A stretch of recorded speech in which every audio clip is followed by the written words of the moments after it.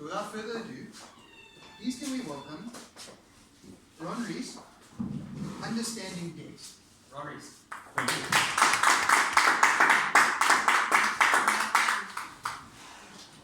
Toastmasters and guests, know your rights on debt. Isn't it strange that we're all financially fit? What I call the debt triathlon. We love running out of money or skipping payments or swimming in debt. Now, before I'm going to go into the whole debt scenario, I like to paint the picture to see where are we standing in South Africa with the debt. So, in South Africa, we've got 25 million active credit consumers, of which 60 million, 60% is in good standing.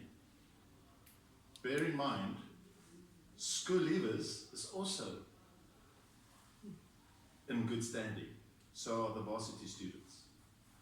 So it's not actually a true reflection of how many people is in debt in South Africa. Which brings me to the next point. 78% of the South African consumers spends money on debt. So if you look at your income, 75% of your income is going on debt. Now let's look at it in a nutshell. If you look, staying in Kloof or Upper Highway, Westville, before you pay anything to a credit card, you need 30,000 Rand just to pay for your running expenses.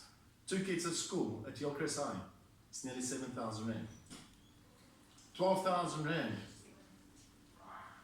for a bond, 5,000 Rand for medical aid. What about petrol? What about food? And all of a sudden, debt. So what's actually happening? Your money is getting lesser and lesser every year. And the reason why is because of the 3 main obstacles hampering business and income. And the first one I'm talking about is fiat currency. Who knows what fiat currency is? I'll leave that one up for a bit later on. Reckless credit by the banks and credit providers. Artificial intelligence. Now, artificial intelligence is now the 4th industrial revolution, what's actually taking place. We had the normal industrial revolution where everybody went for being a tool maker, attorneys, whatever. Everything was to do with the industrial revolution. But now we've got the artificial revolution. So what is fiat currency? Fiat currency is your rand, your dollar. And fiat means that it's actually first in all troubles. No, not really. Which means your rand is not backed by gold or any commodity. That was abolished in the 90s. South Africa was one of the last countries which abolished the gold.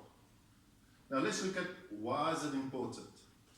How much was your rand worth last year or the year before? So just a quick one. A Ford Mustang in 1970 was $2,800, which is 1 gram of gold is 1,200. Now, the same Mustang is $46,000 for the same kilogram of gold was 47. Interesting slide. Now look at this slide. How much was a loaf of bread or a kilogram of land? What was the price of petrol? This is what your fiat currency is doing. This is why the banks are controlling you and why the government's controlling us due to hyperinflation, because they're printing money on a daily basis. Does it explain your question regarding fiat currency? So the next one is also quite interesting.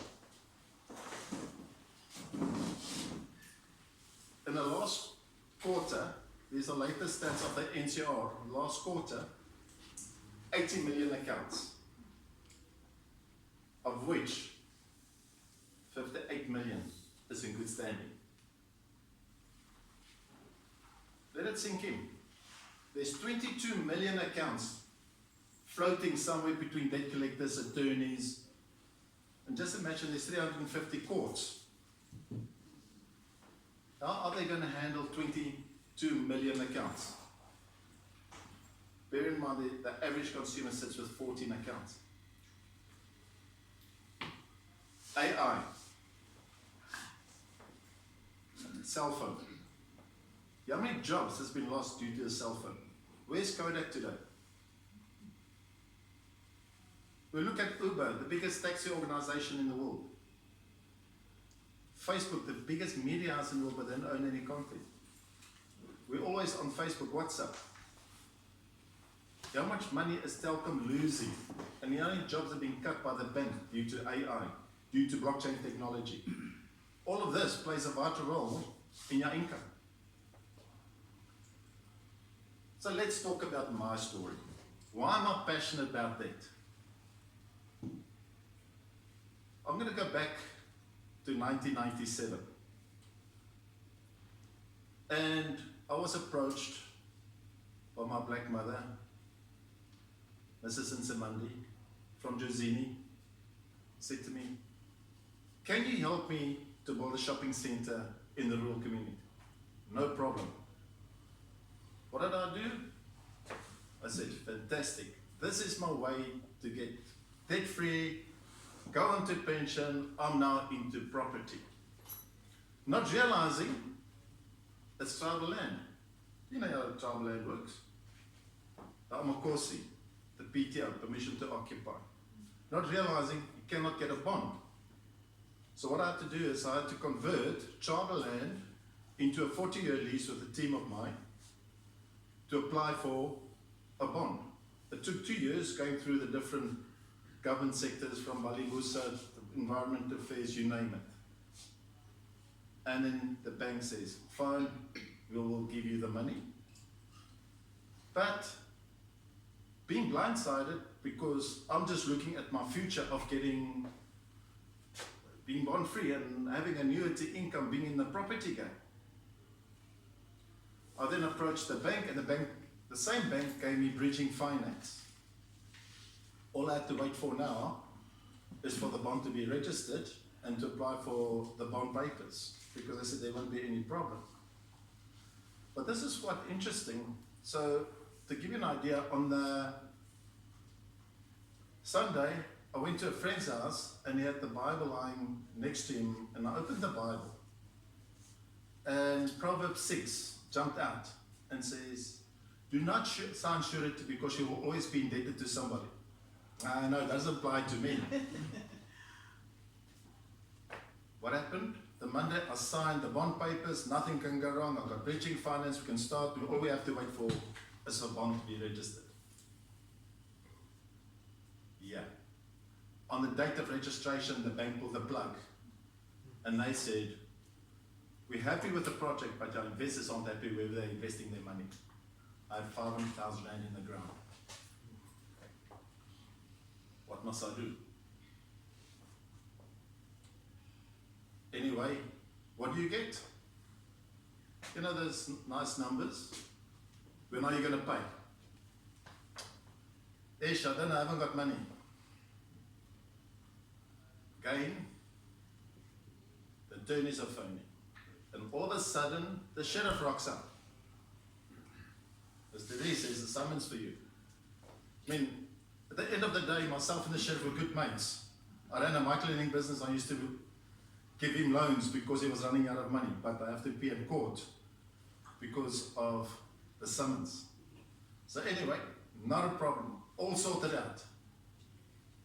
I was in the life insurance industry at that time. So it's very simple. Because I used to work for the post office and I still had my old post office boots and my overalls.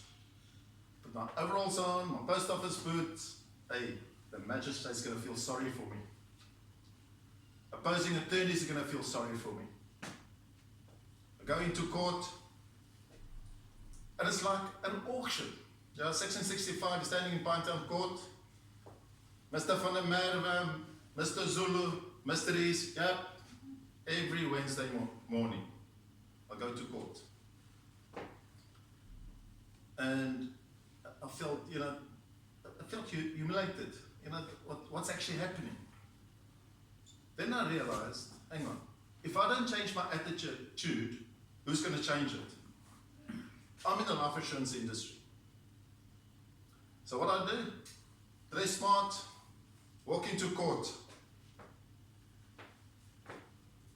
stand where all the attorneys are standing, so 7:30 starts, first in, first out. Got this attorney standing here, let's call him Mr. A and Mr. B, client A, client B, Ron standing there against the wall, dressed smart, listening to what this attorney is saying, talking about prescribed debt. The other one talks about in duplum. I don't know what this is. This is French. Anyway, magistrate calls me with my attorney. Now I'm eavesdropping what this attorney said, so I walk into the magistrate's chambers and the magistrate says to me, do you owe the debt? I says, no sir, I think this debt is prescribed. He says, can't prescribe because it's only 4 months old. Oh. It must be in duplum. No, it's not. So I'll explain prescribed debt and in duplum a bit later on. So the first thing, what I've done to get myself out of debt, and this is what I'd like to share with you. Don't let debt ruin your life. Evaluate your debt first. Take a credit report. Remember, you're allowed one free credit report once a year. Look at what's on the credit report. Number 2, set a goal and follow that goal. Decide which debt you want to pay off first. Don't be controlled by debt collectors or debt collecting attorneys. Make small payments to all your other accounts, but the debt you focused on, pay them the most. And normally it's the small account you start off with. As soon as you pay that account off, do it to the next one. This is called the snowball effect, till you only got your bond and your car left. Always focus on your budget. Make sure you stick to your budget. Doesn't matter who you owe, but stick to your budget. If you're going to cut your food money, how are you going to survive? Pay yourself first. It's the most important part. Secondly, in today's life, you've got the opportunities as a second income. As I spoke to you about AI, artificial intelligence, there's opportunities in online. Find your passion. Has everybody got an imagination here?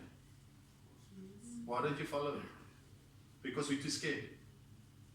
It's time to work through your imagination. Follow your dreams, follow your passion. And avoid getting into debt. But the most important part, what I've found out, is as soon as you pay off that small little debt, or you got your small little goal, congratulate yourself, reward yourself, because you worked hard for it. So let's get into the rough and tough. The debt collector. A debt collector must always be registered with the Council of Debt Collectors. Take down the debt collector's name. Remember, you get a debt collector and you get a debt collecting attorney. One works according to the Law Society and the other one works under the umbrella of the Council for Debt Collectors. If a person who falls under the Council of Debt Collectors phones you and they're not registered, they're committing an offence and they can be liable for a fine. Always request their registration number as well as the debt collecting certificate or name, whatever. Most important, how many of us will switch off that phone because you know the debt collector is harassing you? Never. Always say to him, Thank you very much for phoning me. I was expecting your call. But before we carry on talking, do you mind? I just want to put my phone on voice recording to record this conversation. Sir, are you registered with the Council of Debt Collectors? What is your ID number? You want my ID number? I need your ID number because I want to use this for my court papers. What am I doing? I'm putting the pressure back on Tim because he's reading a script. Please provide me with all my regional contracts and statements. So we only got what we've on the system. So what you do is you're committing an offense. You don't know what my debt is. You don't know if it's been paid off, which I'll go further in to show you what I've done on purpose to put myself on default, because debt collectors and credit providers don't like giving you information. But I'm one of those stupid people who likes putting myself into default to teach people that there is life after death. And make sure you can record these phone calls because it will help you out going forward. The most important part, a debt collector has got rules. They cannot exceed 965 Rand on fees. That's from 1 to 7 under their debt collector's fee structure. They can charge more, but I'm not going to go into that at the moment. So here's one of those statements. Oh, sorry, it's my account. As you could see, Ron Ries. In February, I put myself into default.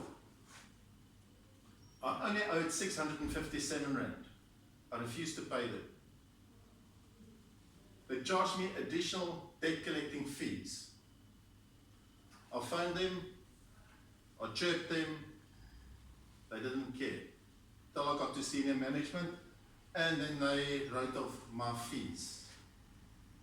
Only 40 Rand. That is their response. So I don't know, Bev, can you see what's right there? It says, we've made a decision to reverse the fees for the courts as our agents were not focused on their screens. Interesting. So how many of us are too scared to take on these guys? Number two, TFG is not registered with the Debt Collecting Association. I phoned the Council of Debt Collectors as well as I phoned the NCR, and they say they have to be registered. But the Magistrates Court Act says no other person other than an attorney or a debt collector can collect on fees, or else they're liable for a fine. This has been taken out of the Magistrates Court Act. Interesting. Now, Fashini's, that is their response. According to Regulation 47, says, as a registered credit provider, we're not obliged to outsource all your debt to third parties and recover the entitled amount raised. So the question is, why are they doing that? Isn't that an offense, what they do? But we are too scared to pick up the phone and challenge our records. There's another one from a particular bank. This person applied for debt review in 2008. 75,000 Rand in 2008. 2018 she owed 256,000 Rand.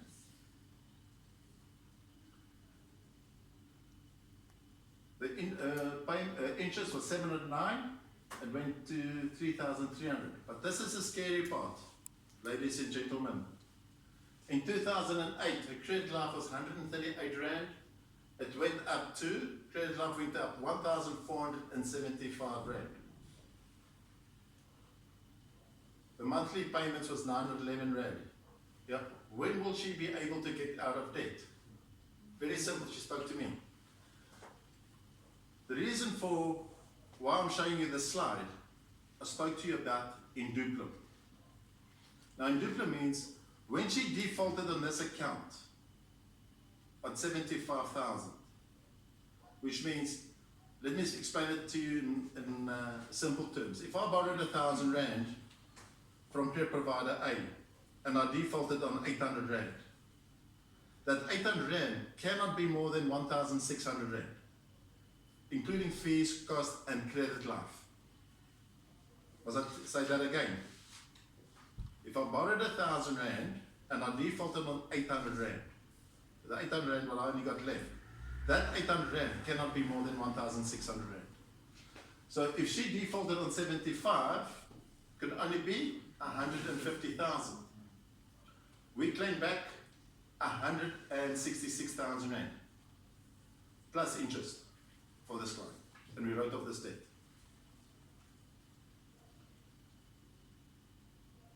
The credit bureaus, on the other hand, was also at default.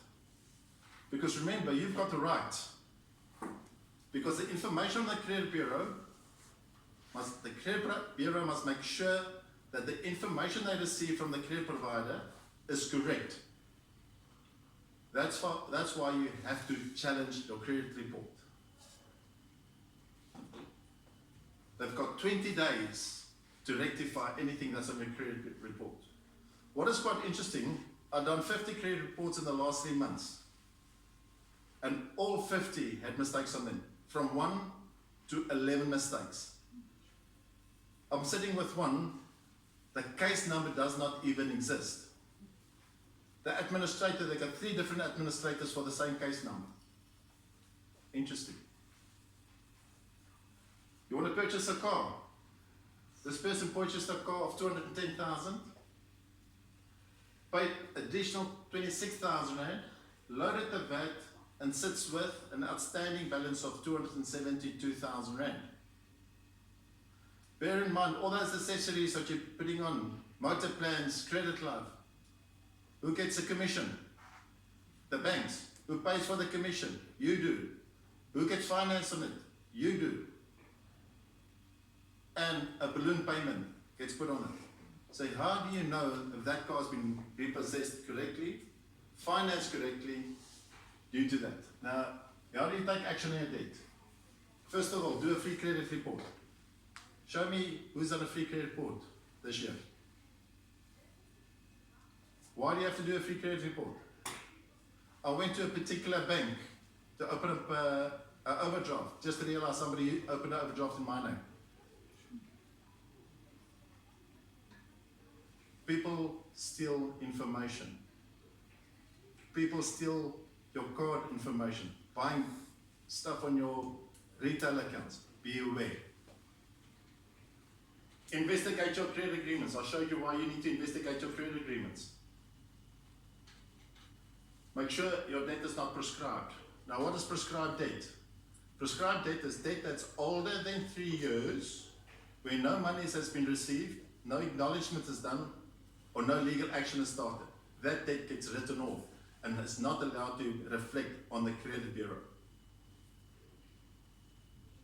Debt that's older than 3 years, no legal action is started, didn't make any arrangements in that 3 years, or no legal action. That is prescribed debt.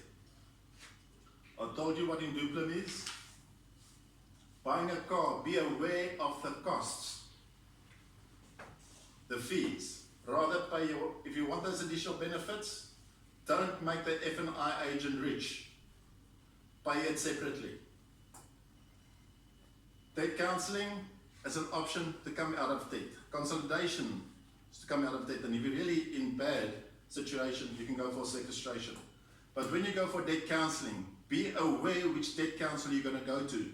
Never work with a call center debt counsellor. Because why? There's a person who applied for debt review or took the name out. They charge 4,500 Rand for legal fees through the NCT. The NCT stands for the National Consumer Tribunal. They're only allowed to charge 750 Rand. This particular client paid 11,000 Rand at the same time for debt collecting fees, plus a 4,500, plus insurances, plus kudu as an aftercare, because did they follow the spirit of the act or did they follow their pocket? More than 80% of the debt counsel using call center business is looking after their pocket and putting the consumer further into debt. And I just want to close with this part. You will always be a slave to the creditor if you take money. My name is Ron Ries. That's my cell phone number. Remember, there is life after debt. Is there any questions from the floor?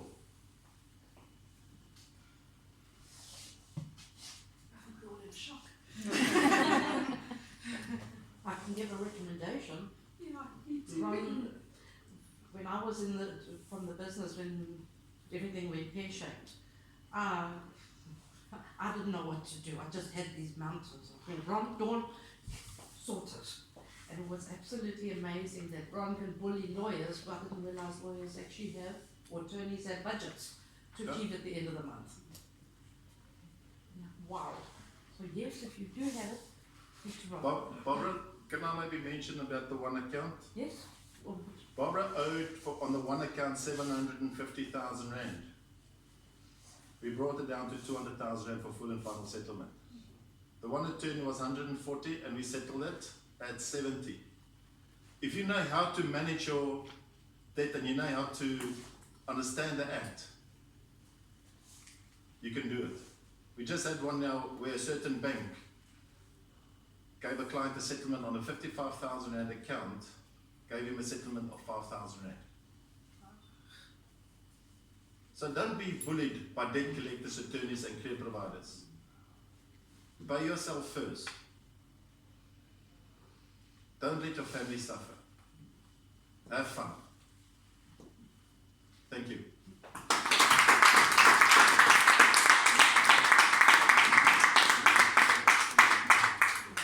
Change the last slide. Where is? Yeah, look at your